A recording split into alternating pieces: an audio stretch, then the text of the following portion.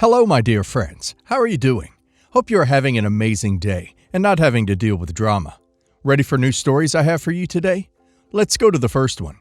And don't forget to listen to the end of the story, guys, to hear my insights. Enjoy the stories, and don't forget to like and subscribe. And of course, don't forget to leave a comment. My parents have always worked hard to provide for me and my younger sister, Lisa, 22 female. We were never rich, but my parents always emphasized the importance of education. From the moment we were kids, they made it clear that they had set aside money for both of us to go to college. Lisa and I used to be close. She was always the bubbly one, the golden child, the one everyone adored. I was more of a bookworm, the one who preferred quiet nights at home rather than partying. Despite our differences, I loved her deeply and always wanted the best for her. Then came Jason, 26 male. Jason and I had been together for 3 years, and I truly thought we were heading towards marriage. He was charming, funny, and knew how to make me feel special. I had introduced him to my family, and everyone adored him, including Lisa. Looking back, I should have noticed the signs. The way she looked at him, the way she always seemed to be around when we had date nights at home, how she would constantly ask me questions about our relationship. But I was naive. I never imagined she would betray me like she did. It all came crashing down when Lisa asked me to meet up for coffee one day. She looked nervous, fidgeting with her cup as she struggled to get the words out. And then, in a voice barely above a whisper, she confessed, "I'm pregnant, and Jason is the father." I swear, my whole world tilted on its axis. I just stared at her, my mind trying to process the words coming out of her mouth. At first, I thought it was a sick joke, but the guilt in her eyes, the way she refused to meet my gaze, told me everything I needed to know. I don't even remember how I got home that day. I just remember the feeling of pure rage, heartbreak, and betrayal coursing through my veins. My own sister, my own boyfriend. I confronted Jason immediately, and to his own credit, he didn't even try to deny it. He just stood there, looking guilty, like he was sorry he got caught, but not sorry for what he had done. I ended things with him on the spot and went straight to my parents to tell them what happened and find support and comfort. If I thought I was furious, that was nothing compared to their reaction. My parents were livid. My father screamed at Lisa like I had never seen before, while my mother sobbed, asking her how she could do something like this. At that moment, Lisa's golden child image shattered. My parents had always envisioned a bright future for her, and now she was pregnant by her sister's boyfriend at 22. They were devastated, ashamed, and disgusted by what she had done. Lisa moved in with Jason after that. They are still together, raising their daughter, Emma. I cut both of them out of my life completely. It was too painful to even think about them. I focused on myself, on healing, on moving forward. My parents, however, made a decision that shocked me. They told Lisa that her actions had consequences and that she no longer deserved the college fund they had saved for her. They believed she needed to learn the hard way and refused to support her in any way. Instead, they gave Lisa's college fund to me. They said that since Lisa had thrown away her future, I should have it. They told me to use it wisely and not make the same mistakes. At first, I hesitated, feeling guilty about taking it, but ultimately, I accepted. I figured that if my parents were cutting her off, I might as well put the money to good use. Years passed, and I slowly rebuilt my life. I went to school, got a good job, and tried to move on. But despite everything, I always felt sorry for Emma. She was innocent in all of this. She didn't ask to be born into this mess. I knew Lisa and Jason were struggling. My parents had essentially disowned her, refusing to help her financially. Jason wasn't exactly rolling in money, and Lisa had to drop out of college to take care of their baby. Then, out of nowhere, Lisa reached out to me. At first, I ignored her messages, but eventually, she begged me to meet with her. Against my better judgment, I agreed. When I saw her, she looked exhausted, desperate, and then she asked me for money. She said she needed the college fund money back, that Emma deserved a better life, that she was struggling, and that as her sister, I should want to help her. I was stunned. After everything she had done, after all the pain she had caused, she now wanted the money back. The money our parents had given me. She told me that it was never really mine, that it was meant for her, and that I had no right to keep it. At first, I was furious. How dare she come to me after everything and act like she was entitled to it? But then I looked at Emma, this innocent child who had done nothing wrong, and my anger wavered. Despite my parents' warnings, despite knowing Lisa had brought this on herself, I gave her the money. I told her that I wasn't doing it for her. I was doing it for Emma. Lisa cried and thanked me, saying it was more than she deserved. My parents, however, were furious when they found out. They called me, yelling about how that money wasn't mine to give, that it was their money, their decision, and I had no right to touch it.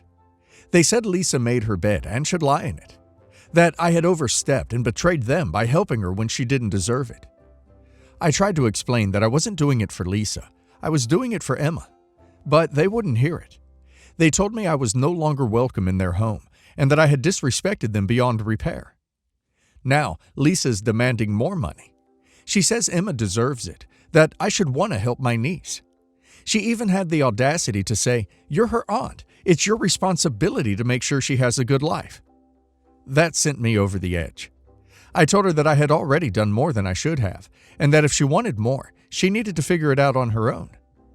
Now, my parents are against me, Lisa's against me, and even Jason tried to reach out to call me selfish. I feel like I can't win. So, Reddit. Am I the a-hole for giving Lisa her college fund and upsetting my parents? You're the a-hole. OP didn't owe Lisa that money. OP's parents gave it to OP because they wanted to punish Lisa and show her that actions have consequences. And they wanted to invest the money in OP. It wasn't just Lisa's money. It was OP's parents' hard-earned savings that they chose to give to OP. Giving it away wasn't OP's right, and now OP is paying the price. OP tried to be the bigger person, but all it did was show Lisa that she can take advantage of her. And now let's hear the community's opinion. Everyone sucks here. Lisa is obviously entitled and manipulative, but you did overstep by giving away money that wasn't truly yours to give. Your parents saved that money with a purpose, and they decided to give it to you instead. It wasn't yours to redistribute. That said, I get why you did it. You wanted to help Emma, who was innocent in all of this. But unfortunately, it just backfired. And now Lisa thinks she can keep milking you for more. Your parents are mad because you ignored their decision, and honestly, they have a point. No a-holes, but you made a mistake. You had good intentions, and I respect that you tried to help Emma. But Lisa took your kindness for weakness. Your parents were right. Lisa needed to face the consequences of her actions, and by bailing her out, you undermined their decision. Now she's back for more. You didn't do anything wrong per se, but you definitely put yourself in a position where no one is happy. Learn from this and set firm boundaries. Not the a-hole. You were put in an impossible situation. You were trying to do the right thing for your niece, not Lisa. But let's be real. Lisa took advantage of you. Your parents are upset because they saw this coming, and they're right to be angry. They weren't being cruel by cutting Lisa off. They were teaching her accountability. Now that you've given her the money, she's learned nothing and is back for more. You didn't deserve any of this, and you certainly don't deserve to be treated like a walking wallet. Cut her off before she drains you completely. So, this is going to sound very weird, but it is what it is. My husband Jason, 24 male, was born to his mother Luna, 42 female, when she was 18, almost 19, out of her first marriage. Now, Luna's from a rich Italian family out of Seattle, where people sound like they're from Frasier, so even though that marriage collapsed after Jason's birth, they didn't really struggle in the conventional sense. But they're really close to each other. Like, he and she do Tom Brady kisses with each other. She does it with his sister, too. We got married earlier in the year, but the entire time I've known Luna, it feels like she's competing with me. Not in a way for her son's attention, I don't think, but like as a friendly rival or whatever. I don't know how to put it since it doesn't seem malicious. But like 2 years ago, she saw me doing an ab workout and she joined in, and kept doing it until she was not only better than me, but had pretty good abs. That's to give you a glimpse as to our relationship. I got pregnant earlier this year, unintentional, but we decided to keep it. And I kid you not, 2 months later, Luna was pregnant too. That felt really weird to me. Who wants their kid to be older than aunt, uncle? Real life isn't mod fam. Almost like she wanted to be sisters who get pregnant at the same time. I miscarried due to a really bad car crash we were in his grief, it's like Jason completely turned to Luna while I was in the hospital. When I got out, it was really weird. Like, after visiting his mom's house, he did the Tom Brady kiss with her and then kissed her belly because apparently it's what he did when he was 3 and she was pregnant with his sister. I was freaking out when she asked I do it too, but I did it just to avoid causing a fight. Since then, I've left his mom's house early whenever we go, making up some excuse or another to avoid the belly kisses. But I had to do it like 3 more times. She's 6 months pregnant now, and yesterday we visited her house. There, she showed us pictures of when she was 7 months pregnant with her daughter Rihanna, 21 female. They were of her nude, tasteful, but still. But some were of her and my toddler husband kissing her pregnant belly. She told us she wanted to do this again. Same nude style, and my husband agreed. Apparently, Rihanna agreed to it too. She wants me to do it too since I'll be the mom of her future grandbabies. I gave a non-committal answer, and when we got home, my husband argued with me on giving his mom false hope, telling me it was an a-hole thing to just not say yes. I tried to point out to him just how awkward it is and how I don't feel comfortable, but he was having none of it. He hasn't stopped talking to me, but I know he's pissed that I don't want to kiss his mom's belly. But am I the a-hole for how I went about the situation? Wow. Never thought I'd have to say this, but not the a-hole for not wanting to kiss your naked mother-in-law's stomach. Also, not the a-hole if you want to divorce your husband for being mad at you for not wanting to, and also completely fine himself kissing his mom's stomach. Just kidding about the divorce. Mostly. I think. Okay, maybe not. Not the a-hole. Who in God's name thinks this is okay? I'm not bending down to kiss anybody's pregnant belly, let alone my mother's, and then nude? What the duck? No. No. So many boundaries are being crossed here. Not the a-hole. You need to set boundaries with your mother-in-law, the sooner the better. I agree with your husband there, but I don't agree with how mean he's being to you about it. Update. I brought the issue up in therapy. Thanks everyone for helping give me words to use and helping identify my own pain. And I think the therapist was shocked. I pointed out how it hurt me to have to kiss a pregnant belly. It only felt like Luna was having to compete with me. Jason seemed really regretful. He apologized. I know he was holding back tears and promised he'd make sure Luna never asked again. I then pointed out how odd the idea of taking tasteful nudes with his pregnant mom was. He got defensive, but at home he told me I was right, and he'd only do the photos if she's clothed. Still weird, but progress. I also got him to agree that we wouldn't be having kids until we were 100% that Luna couldn't have kids anymore. Unfortunately, 2 days after, my leg's condition got ducked. Like, I woke up, tried to stand, and fell screaming and crying. I got hospitalized for 2 weeks. Then I got inpatient physical therapy for 3 weeks. And during this time, Jason regressed back to his mom. The photo shoot got taken and Luna texted me them. She wasn't nude and there were no belly kisses, but it was sheer and uncomfortable, especially with my meds. Honestly, I started Googling divorce stuff till a nurse put my phone away. After, I went back home, and it just didn't feel right with Jason anymore. It was like Luna won and replaced me. I guess he realized it wasn't working, and those photos were the last straw. So after a week, he asked for a chance, but said if divorce was what I wanted, he'd go for it. I told him I did, because he wasn't who I married anymore, and I don't think he can go back. He just said okay and was kind of frozen as we started the process. But then I had a bad fall when I stupidly tried to go down the stairs alone. I hate my leg. And the way he took care of me was like he was himself again. I asked if he still wanted another chance, and he said he did, but didn't think he could do it here. He asked if I'd be willing to move somewhere far away from his family and leave them behind so we could focus on us. And I said yes, because I was planning on leaving as soon as we divorced. We're moving to Albuquerque because his mom can't go there, and I got a referral to a treatment facility that'll help. Honestly, these last few days before we leave for our new life has been just like my old life, except I have a 99% dead leg now, and it's been great having the man I love back. I don't know much about New Mexico, but I am excited. We are having a gender reveal party because we love to celebrate everything. This is just a fun thing for us. We will love our child regardless of how they identify in the future, so I really don't care about people's hatred of gender reveals. We are the type who looks for any excuse for a party. Neither of us have a strong preference, but my husband's family tends to favor girls. Mother-in-law was adopted by a couple with 3 children who were desperate for a girl. In some ways, grandmother-in-law just wanted a little doll to put in pageants. God laughed at that plan. Mother-in-law was like snarling at the judges at 3, so it was short-lived. Grandmother-in-law treats mother-in-law so much better than her sons. Mother-in-law was given financial support well into adulthood, had a house and a wedding paid for, free childcare. She always complains that boys are only yours until they marry and expressed sympathy that mother-in-law had only a boy. Mother-in-law claimed she didn't care, and I don't think she did. But mother-in-law and I do not get along at all, and she began to whine about how having a son was awful because it meant having a daughter-in-law.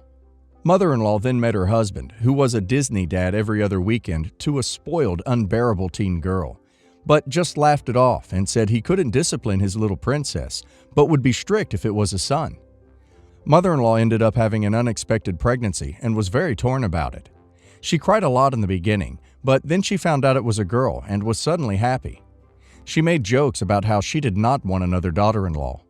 Her husband was also relieved and said having a son would be weird because he would feel weird holding him and showing affection. Grandmother-in-law was over the moon that her golden child was finally having a daughter. Due to their strong preference and a-hole comments, I don't want them at my gender reveal. Mother-in-law said she hopes I have 6 boys and end up with 6 daughter-in-laws. Grandmother-in-law has said multiple times that girls are so much more fun, and she is only interested if it is another girl to shop for. I told my husband that I don't want any of them at the party. He says he gets they are annoying, but it's not fair to exclude his whole family, and he feels I am being too judgmental. As of right now, I'm being firm that they can't come, and if I have to, I will tell them why. Everyone sucks here. This is exhausting. If the gender of the kid doesn't matter to you, why have a gender reveal party at all? If you know your relatives are sexists, why add fuel to the fire? If you want to spend time together as a family and not have to discuss gender, why not just base the get-together around something else? Everyone sucks here. You're all a match made in hell. I don't care about gender, but I'm having a gender reveal party anyways, because it'll be fun. Except the part where my husband and I disagree about his toxic gender-biased family, who will ruin my gender-themed party, that I don't care about gender with their gender-biased attitudes. In May 2018, my husband, M, and I moved in with my little sister, L, and her friend, R. They were already renting but needed new roommates. M and I needed to find a place. The house was a walk to my work, so we moved in. It was a house with affordable rent in one of the most expensive cities in North America. It needed a lot of work, but M, with a little help from us, turned it into a killer place. L and I don't always agree. She can get mean, which puts her and M at odds. She hates that M and I follow gender norms, so when he gets protective, she gets nastier. That said, L and I are very close. We went through some serious stuff together as kids, and we've always had this intense bond. In September 2019, we were on a trip for L's B-Day. We got into it. She blew up telling M and I that we couldn't live there, needed to find a new place, and to consider this our eviction. R went to calm her down, and when they came out, L apologized. She said we didn't need to leave by October 1, but it wasn't working. She reiterated that we would need to leave because she wanted to keep her house. Early November, an apartment in our area came up. The day we signed papers, we gave notice to L and R for December 31st. R took it in stride, but L got really upset. She freaked out that they couldn't afford the place without us, and we were screwing them by leaving. The next day, L and R came to the conclusion that finding a roommate was too risky. M and I tried to persuade them to stay, put up roommate ads to help, and told them they shouldn't make any decisions. We encouraged them to look until the end of the month and only give notice if they didn't find someone. By the end of the week, L and R had signed a lease in an apartment for December 1. M and I had decided to keep the house. We ate the cost of the rent at the apartment and gave our notice before we even moved in. It's a big enough house for future kids, and it meant that we could all still hang out there. When Elle found out, she went berserk. She accused me of masterminding a plan to steal her house from her. She told me I betrayed her and left her with nowhere to go. She said it was our fault she had to pay rent at 2 places in December. I never wanted to hurt my sister, it just seemed logical, Someone should keep it. It was a 1 in a million find. There was no malicious intent, but I apologized anyway since she was hurt. It took us months before we were okay again. She continued to make it clear that she felt we had done something wrong. She constantly had snide remarks about my husband and our house. Eventually, I got fed up and asked her what I needed to do to fix it. She said we could move past it, but it would always be a sore spot and things got better. Fast forward a year and a half. Every time we have any sort of disagreement, she gets personal, throws in a jab about my stereotypical marriage, and follows it up with bitterness about the house. Am I actually the a-hole? Should I have just let the house go and moved into the apartment? Not the a-hole. First, she tells you to move out and said she was going to evict you. Then, when you acknowledge that it wasn't working and respect her wishes, she gets angry and blames you for them not being able to afford the rent. She wants it both ways. She wanted the money for the rent, but not you or him. From this post, your sister just seems like a toxic a-hole that wants every way to go her way.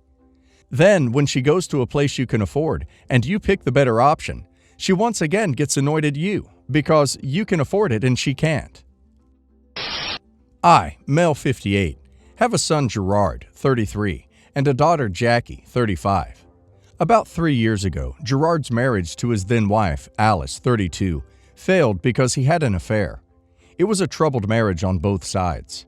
Probably wouldn't have lasted much longer anyway, but be that as it may, I'm embarrassed by Gerard's actions. It was wrong, and there is no justification. Needless to say, they did not part on good terms at all, so it is good that they do not have children. Before the divorce, they were together for about 10 years. Jackie and Alice were pretty close. Gerard and Jackie haven't spoken much because Jackie has not forgiven Gerard for the affair, and Gerard hasn't tried to patch things up with Jackie because he considers it none of her business. Alice moved back with her family after the divorce in another state, but recently returned. Gerard has been in a relationship with Kylie, 28, for about 2 years and recently got engaged. Kylie was not involved in the affair. Things came to a head this Easter. Normally, I always hosted with my wife before she passed. Our family was never particularly tight-knit, but not contentious either. So we only really got together for holidays with a handful of extended family. Originally, Jackie and her husband were going to host.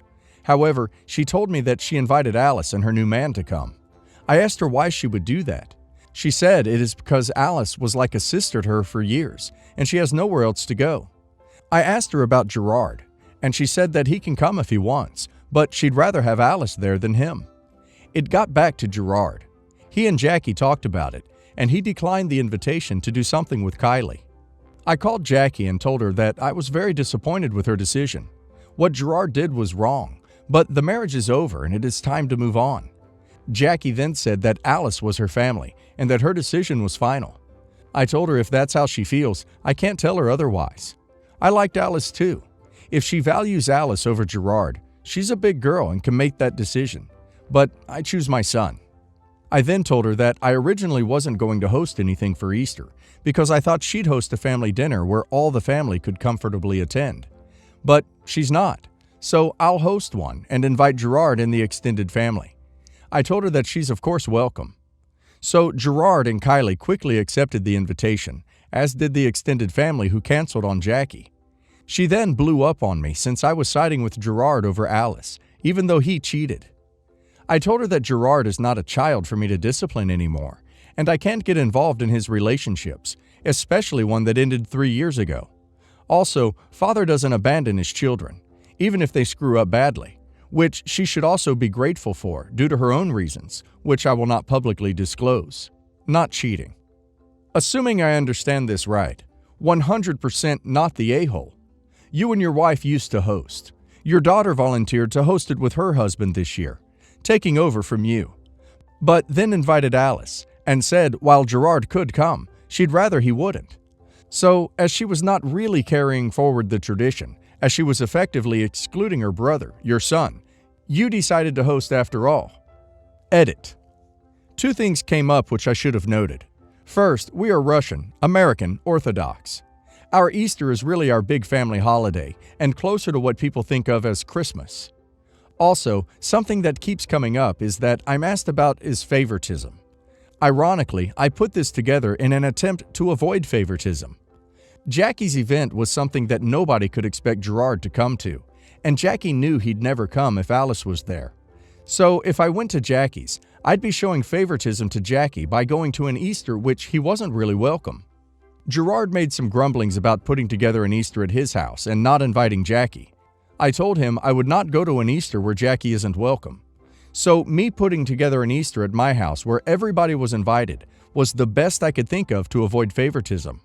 Maybe you'll tell me it wasn't the best idea, but it was the best I could find.